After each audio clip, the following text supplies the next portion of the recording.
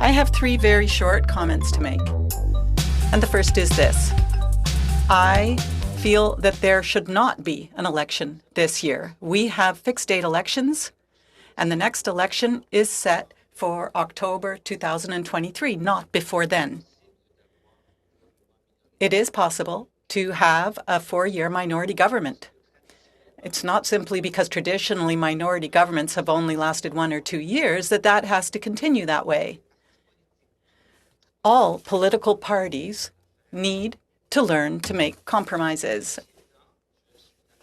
Now, that being said, I know that one has to be ready for an election, and therefore, given the context, I have two comments to make.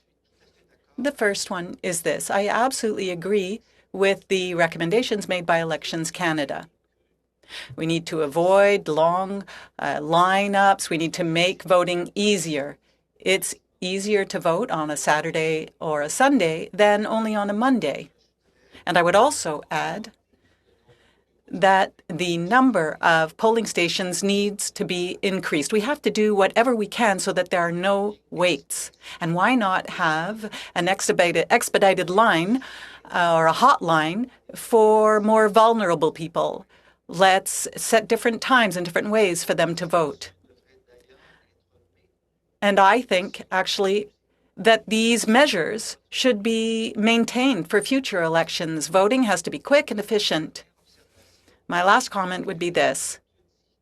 I'd like to applaud the efforts being made to make it easier to vote in long-term healthcare centers. I think that's terrific. And that's all I wanted to say today, and I would be happy to answer any questions you may have. Thank you so much, Professor. Next, we've got Ms. Blumczynska. Thank you very much, and good morning. Thank you for this honor. I'm speaking to you today from Treaty 1 territory, which is the land of the Anishinaabe, the Cree, Oji-Cree, Dakota, and Dene peoples, and the homeland of the Métis Nation. I want to begin by acknowledging that I'm a settler who's been allowed to enter this country by the colonial government of Canada. And I also want to say that I understand that I and those who have arrived before me and after me have been welcomed here and owe our freedom to the Indigenous peoples, land and water defenders. And I understand that by entering into nation-to-nation treaties, the Indigenous peoples made it possible, amongst other things, for settlers to build new lives in peace and safety.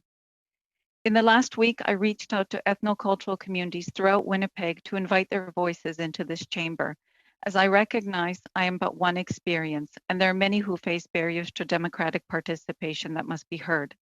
My special thanks to the African communities of Manitoba, the Manitoba Association of Newcomer Serving Organizations, and many trusted advisors that I call friends from our Syrian, Nigerian, Congolese, East Indian, and Chinese communities. To begin, I want to state the obvious. No one wants to expose themselves, their families, or communities to possible infection and illness. The highest assurances must be made to protect the health and well-being of every person in Canada.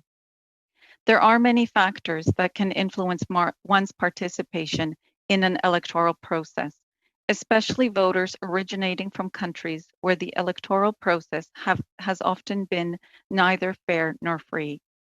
Our community shared that some elections abroad in their lived experiences were marked by violence, financial inducement, disenfranchisement, electoral fraud, and a lack of voter education. This made people believe that their votes did not count, and it ultimately led to voter apathy and low turnout. And the governments that emerged from these skewed democratic processes often lacked legitimacy, representativeness, and were not responsive to the needs of the people. This further alienated citizens from governance and democratic process, and a lack of inclusive governance leads to low participation in elections. So the first challenge is to overcome apathy and the belief that individual votes do not count. Regrettably, as many refugees and recent immigrants wait for years to become citizens, as permanent residents, they're not eligible to vote. This inevitably affects their participation when they finally do become citizens and can exercise this right. There's a growing movement across Canada in municipal and provincial elections to extend voting rights to permanent residents. After all, they pay taxes, they use government services, and contribute to our communities. The federal government could lead the nation in extending this most critical right to all permanent residents. Secondly, we've seen from recent elections in the United States that mail-in ballots and electronic voting may offer new and safer mechanisms for participation. However, I want to strongly caution you that these options can further disenfranchise those who lack literacy and digital literacy skills. The lack of digital literacy skills especially is a major barrier for many people from an immigrant background. Voting processes in many countries continue to be manual with limited online involvement, both because of low digital literacy and because of a lack of digital infrastructure. At IRCOM, as an example, more than 50% of the adult tenants do not possess the digital literacy skills to navigate the internet confidently, and nearly 34% of families do not have access to reliable IT devices. Thus, building digital capacity of voters in advance of elections is required for everyone to adapt to a new reality of voting in a COVID-19 era. Remote voting cannot completely replace in-person options. For elections to feel politically safe, they must be accessible in a variety of ways and be transparent and available in every community. In fact, in-community options need to increase to accommodate physical distancing and the necessary sanitization. Expanded locations and longer early voting hours will reduce crowding and physical contact. At voting locations in communities with larger immigrant populations, staff need to be familiar with rules regarding language interpreters. They must be patient and be culturally sensitive. For those locations, multilingual signs to direct people are important, such as polling station, wait here, show your ID. Security at voting stations must also be assured, because in the lived experiences of some new Canadians, expressing a political opinion publicly, even if voting is confidential, is an act that can be dangerous. For mail-in ballots with prepaid postage, there must be a longer early voting period with an assurance that every vote postmarked by a predetermined date and time will be counted up to and including Election Day. But before voting can even begin, however, there must be extensive public education about the structure of Canadian government and our parliamentary democracy. Educational resources should be multilingual and in plain language. Voters have the language skills needed to vote, but it can be specialized language of government structure that poses a potential barrier. The vital subject matter will be better understood in one's own mother tongue. Furthermore, upon arrival in Canada, civic and voter education must be integrated into all orientation programs offered by newcomer serving organizations. These should explore active citizenship and individual responsibility and the importance of participating in governance decision processes even before they become eligible to vote. Lastly, we must partner with ethnocultural community groups to promote inclusive governance and open government. These groups are invaluable communication channels for disseminating information and mobilizing participation. Include people early in the process through participatory budgeting and discourse about legislation. Increase representation at government committees at all levels of government. The more people participate in the governance decision-making process, the more they are likely to take part in the electoral process.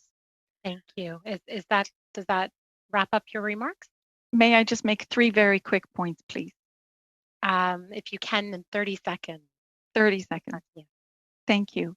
I just want to point out that this is a matter of justice. It will cost the country to ensure every measure is in place so that there's the right to free and democratic elections, but it cannot be compromised.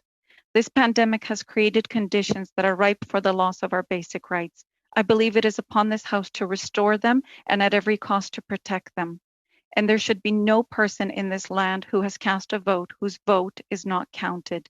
Thank you, and thank you for this opportunity. Miigwech, merci, dziękuję bardzo. Thank you so much. Ms. Brayiannis, please. Thank you, Chairperson, and thank you to this committee for inviting the Canadian Federation of Students to speak on this issue. I want to start out by acknowledging the privilege that comes with addressing you today as I ask you to join in paying respects to the original caretakers of the land that I reside in so-called Pickering, Ontario, who are the Haudenosaunee, the Anishinaabe, and the Mississauga of the Credit Peoples. I also want to share my solidarity with all Indigenous land defenders from East Coast to West Coast who continue to fight these protective battles. To share a bit of context, the Canadian Federation of Students is the oldest and largest student organization in Canada. We represent more than 530,000 students across the country, and our membership includes both domestic and international students at the college, undergraduate, and graduate levels, including full and part-time students. Now, I want to emphasize how proud I am of the student voter turnout in the last two federal elections. The Federation was a major part of making this happen as we fought for the first on-campus polling stations back in 2015. We saw the benefits of on-campus polling through a 10% increase to youth voter turnout since 2011 and a 60% increase in votes cast at on-campus polling stations during the most recent elections. In consideration of young people as the largest voting population in Canada, we cannot afford for this pandemic to break down the hard-earned progress we've gained in youth voter engagement. This past year, students have suffered from being left behind without adequate pandemic support. As classes shifted online and work became even more precarious, students experienced new and enhanced barriers and challenges to accessing post-secondary education. Therefore, looking forward to elections, financial and accessibility barriers need to be prioritized in considerations for personal and community safety during in-person voting. The first accessibility accommodation that needs to be addressed is extending the advanced voting period to allow for safe in-person voting. This would give the potential for on-campus polling stations to still take place while promoting social distancing measures. The second accessibility accommodation that needs to be addressed is including the option for mail-in ballots. And recognizing that students are a diverse population with a variety of accessibility needs, we need to be protecting those who cannot risk their health to appear at polling stations. In line with these necessary accommodations, all changes to the typical voting process must be well communicated to voters. Now, I do want to give compliments to Elections Canada here for their use of social media to engage voters during the last elections. But looking forward, this approach now needs to be taken even a step further to create a simplified and streamlined registration method for new and first-time voters.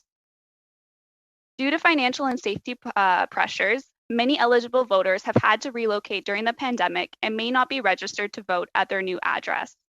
So this work should begin well in advance of voting days, and all messaging related to election processes must be consistent and transparent. Additionally, in recognizing that there will likely not be opportunity for door knocking, leader visits, and likely fewer debates held, there needs to be a nonpartisan virtual space that voters can go to access party platforms for different campaign asks, such as COVID-19 recovery, housing, climate justice, healthcare, universal basic income, and upholding treaty rights for Indigenous peoples. In recognizing that many students do not have access to cable and/or limited access to internet, this needs to be a user-friendly, cohesive website that young people can utilize to easily access this information and feel empowered to make a well-informed decision. The final consideration I want to give focus to is protection of election staff. Polling station staff and volunteers are frontline workers and critical to our democratic process. Therefore, it is integral that the health and safety of everyone in these roles is a top priority through ensuring necessary personal protective equipment for every election personnel and voter, and that workers are fairly compensated. Overall, this pandemic has already taken too much, and we appreciate being invited here today to engage in these important conversations. We've already seen how addressing barriers to youth participation in elections directly translates to representation of youth issues through our votes. And it is critical that we keep this momentum going because in a just social and economic recovery from COVID-19, youth representation and issue prioritization will be critical in rebuilding Canada. The Canadian Federation of Students appreciates being a part of this consultation to address these needs, and I look forward to your questions. Thank you. Thank you for all of your opening statements. We learned a lot just through those, and we'll start with our formal question rounds. The first round will be 6 minutes to each party. And we'll begin with Ms. Vecchio, please. Thank you very much, and I appreciate all of the words that everybody has brought forward today. I just want to start off with Mr. Blais. You indicated that you applauded some of the things that have been done for long-term care homes when it comes to making sure that they have the opportunity to vote. Can you just highlight some of those that you had noticed that were very effective, please?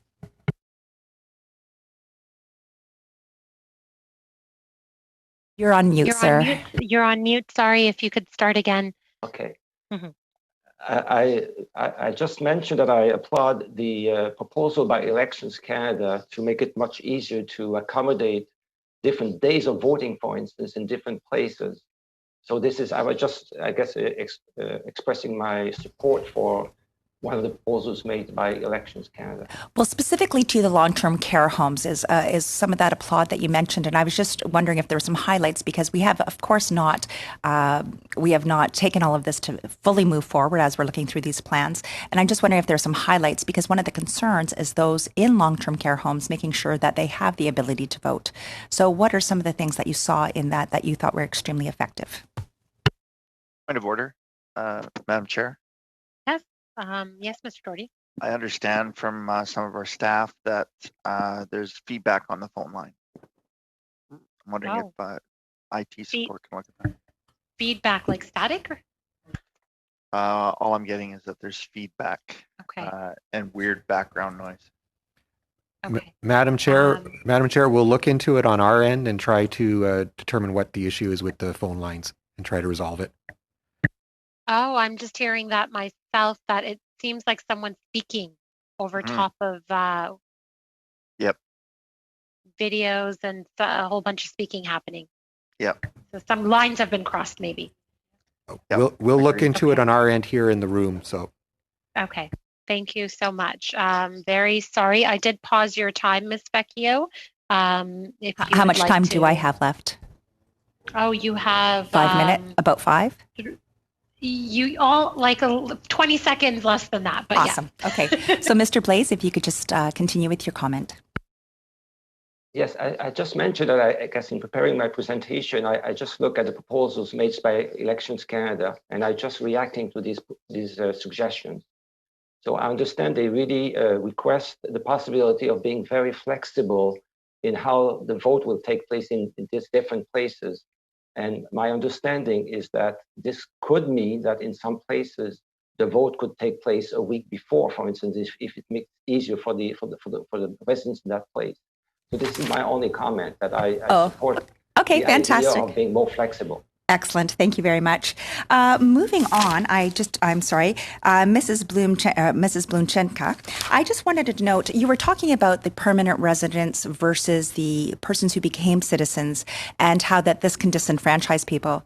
I was just wondering if you have some data to support that, showing that new Canadians are disenfranchised because they did not have the opportunity to vote as permanent residents. Is there any information under data to support that? Well, in terms of municipal and provincial movements towards that, I just want to look at the federal, what we're doing federally. I recognize I know the rules of what they do municipally, but I'm looking at federally, just looking at that data. That's what I'm really interested in. Okay, so you're wanting the number of permanent residents that currently reside in Canada who do not have the ability to vote? No, what I'm looking for is, you mentioned that it disenfranchised Canadians because as permanent residents, they were not engaged, and therefore the likelihood of them to continue to vote would be less. So I'm wondering if you have the data to support what new Canadians' voting levels are sitting at.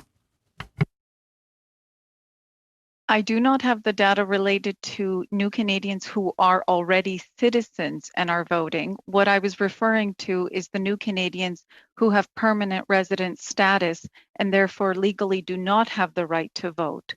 Absolutely, and I recognize that, but I just had written down in there, you had mentioned about because of them not being part of that the likelihood to vote as Canadian citizens is less. And so I was just wondering, we can say this may happen, but I was just looking for that data to support that new Canadians who have their citizenship are less likely to vote, because it does take a number of years to become a citizen. It's 3 years after that. So that's what I'm looking for, is that data. We know that in some ridings, we have higher levels of immigration and lower levels of immigration, but I'm just looking for those numbers to verify that that is the fact. Okay, I'm sure that we could find those numbers. This was information that was brought to me by several ethnocultural communities who specifically noted that the delay in obtaining citizenship and the many years as permanent residents removed them from the democratic process. Absolutely. And I understand that variable, because one of the biggest things about becoming a Canadian citizen is that right to vote. And that I see so many people choose that so that they have the full rights of all Canadian citizens. And so you're saying that permanent residents should become that. I'm just looking for that data. So if you could please show me, not specifically to the permanent residents, I'm looking for information regarding new citizens of Canada and their likelihood to vote. That is something that I just want to look at that. I just want to move on to Emily because my time is very limited. You mentioned about student voter turnout being so much greater, which that is wonderful. I know my children are all making sure that they vote and that their voices are heard. What did you find when it came to students? Were they voting for the person that, like for instance, I'm from the area of Western University. Were they voting for the local candidate in that area, or were they sending home mail-in ballots and voting for the candidate that they usually reside in that residence? I'm just looking for information on that, please. Yes, thank you for your question. I actually had the opportunity last year to work alongside the Elections Canada group at Ryerson, and I was part of the students union there, the part-time students union at the Continuing Education Students Association of Ryerson. And how students were engaging with the advanced polling stations is because it was advanced, they were actually able to vote for their home riding, but on campus. And that really enhanced and empowered the ability for students to participate within the elections process. What we did find as well is that students were really interested in the core issues that candidates were talking about, which is where I said that piece about having some type of nonpartisan central platform that students could go and access to in order to learn more about their candidates is really important because oftentimes it falls back on student unions or different union groups to take on that work. And for the reliability measure, it's really great to have that coming from the government and Elections Canada itself as well in presenting information in a nonpartisan manner. But when it comes to how folks were voting, yes, it does come back to the fact that on-campus polling stations are advanced polls. So regardless of what your riding is, you are eligible and able to both register at the polls there, as well as cast your ballots at the polls there. Amazing. Thank you so much, Emily. Thank you. Mr. Alghabra, please. Good morning. Thank you, Madam Chair, and good morning to our witnesses. Thank you very much for being here today and for your insight. I want to ask a couple of questions to all three of you, and maybe I'll start with, so our role here at the committee is to finalize recommendations to government and to Elections Canada on the probability or the chance of an election during a pandemic. And one of the things that all three of you refer to is the possibility, increased possibility of using mail-in ballots by voters. So are there any recommendations that you may have for us to offer to Elections Canada in preparation for that potential increase of mail-in ballots? What should Elections Canada be aware of as we expect more people to use mail-in ballots? So maybe I'll start with you, Mr. Blais. Thank you. In fact, I don't have an expertise in mail ballots. So I don't have any clear recommendation for Elections Canada about exactly how this should be done. Clearly, there will be a lot more, and they have to have special care in making sure that there is no fraud, for instance, and so on. But I don't have any specific recommendation to make. Okay. Ms. Blumczynska, maybe from a voter's perspective that you're representing here today, what do you think Elections Canada should be prepared for? Thank you. I believe that Elections Canada needs to prepare multilingual resources that explain how to use the mail-in ballot in order for voters to know exactly what they need to do and by when they need to mail the ballot itself, so that the instructions are very, very clear and are provided to ethnocultural communities in their first language. Okay, Ms. Brayiannis. Thank you. Yes, I echo much of what Ms. Blumczynska, just said, in that it needs to be readily and openly communicated with folks well in advance of elections. I had given credit to Elections Canada for their social media strategy that was utilized during the previous federal elections, and this needs to be even greater enhanced now because even when that resource and that material was available virtually, there was still a lot of confusions and questions that were asked to both my student group on campus as well as the Elections Canada student group on campus, because the process is not always clear and concise. So it's particularly when it comes to registration to vote and changing addresses in advance of having those ballots mailed to folks, that is critical for number one. And number two is just really clearly and openly explaining that process and ensuring that folks are well comfortable going into an election process and that it's not being trying to be further explained. Although those resources should be available, it should be made readily clear in advance of those ballots going out. Okay, thank you all. The other thing that we're all witnessing an increased rise of is misinformation. And I suspect it's getting worse, particularly during a pandemic. Is there anything that you think Elections Canada can do to raise awareness about misinformation, to combat the spread of misinformation? So again, back to you, Professor Blais, maybe. I'm really sorry, I don't have any clear solutions for this. I'm really concerned about this as well, very much concerned. In fact, I'm involved in a study about social media misinformation about COVID. I think it's a huge challenge, but I haven't thought this through, so I don't know exactly what else Elections Canada should or could do. Thank you, Ms. Blumczynska. Thank you. I think it was mentioned by another speaker previously, but I believe that a nonpartisan platform that summarizes the various positions of the different parties, which could be under the care of Elections Canada or another body with authority to oversee it and to ensure that it is correct, could then become a single source of information. And then that way, community members across the country could be directed to that one single source of truth. Yeah, I'm not just worried, honestly, about how platforms are portrayed, but also the election process, how people can vote, where people should go to vote, all that stuff. Is there anything that you think Elections Canada can do other than focus on spreading the correct information? Well, I think a great deal can be done through the ethnocultural community. So I think there is a tremendously strong web of communities across the country who are interconnected and who are very invested in everyone having participation in the democratic process, who can be utilized in order to help direct community members to accurate sources of information.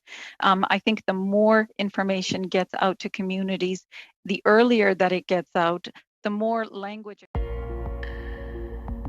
The brain is only a receiver. In the universe, there is a core from which we obtain knowledge, strength, and inspiration. Nikola Tesla.